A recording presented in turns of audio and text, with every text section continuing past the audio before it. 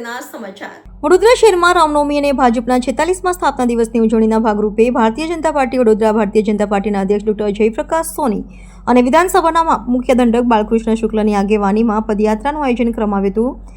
રામનવમી અને ભાજપના સ્થાપના દિવસની ઉજવણી નિમિત્તે ભારતીય જનતા પાર્ટીના અધ્યક્ષ ડોક્ટર જયપ્રકાશ સોની અને વિધાનસભાના મુખ્ય દંડક બાલકૃષ્ણ શુક્લની આગેવાનીમાં પદયાત્રાનું આયોજન કરવામાં આવ્યું હતું, જેમાં ખાસ ઉપસ્થિતિમાં ભારતીય જનતા પાર્ટીના પ્રમુખ ડોક્ટર જયપ્રકાશ સોની તથા વિધાનસભા મુખ્ય દંડક બાલકૃષ્ણ શુક્લ તથા પૂર્વ ચેરમેન ડોક્ટર હિતેન્દ્ર પટેલ તથા કાર્યકર્તાની હાજરીમાં પદયાત્રાનું આયોજન કરવામાં આવ્યું હતું, જેમાં ઠેર ઠેર ડોક્ટર જયપ્રકાશ સોનીનું સ્વાગત કરવામાં આવ્યું હતું। भारतीय जनता पार्टी की स्थापना आज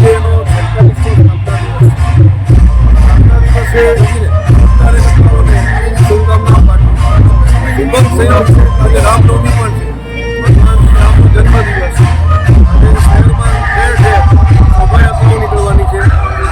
એ માટે અમારા કાર્યકર્તાઓએ છાસ વિતરણ, લીંબુ પાણી વિતરણ, પાણી વિતરણ આવા અનેક સેવા કાર્યો શોભાયાત્રા દરમિયાન કરવાના છીએ। સાથે સાથે કાર્યાલય ઉપર અમે આરોગ્ય કેમ્પ પણ લગાવ્યો છે અને લોકોની સેવા માટે ભારતીય જનતા પાર્ટીના કાર્યકર્તાઓ આ દિવસે સૌને રામનવમી અને ભારતીય જનતા પાર્ટીના સ્થાપના દિવસની ખૂબ ખૂબ શુભેચ્છાઓ। જય સરદાર, જય શ્રી રામ। અમે બરોડા જિલ્લા એસપી અધ્યક્ષ આશીષ પટેલ।